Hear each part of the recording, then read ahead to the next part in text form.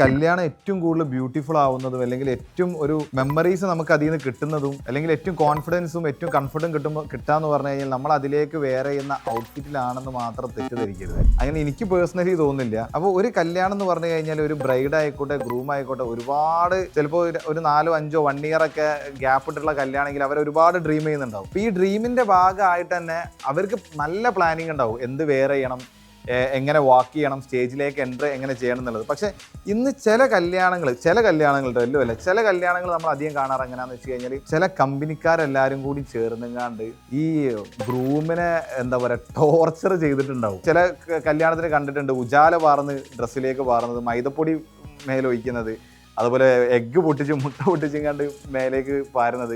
അപ്പോൾ ഇവിടെ മനസ്സിലാക്കേണ്ടത് നമ്മൾ വളരെ എക്സ്പെൻസീവ് ആയിട്ടുള്ള ഡ്രസ്സൊക്കെ ആയിരിക്കും വെയർ ചെയ്യുന്നത്.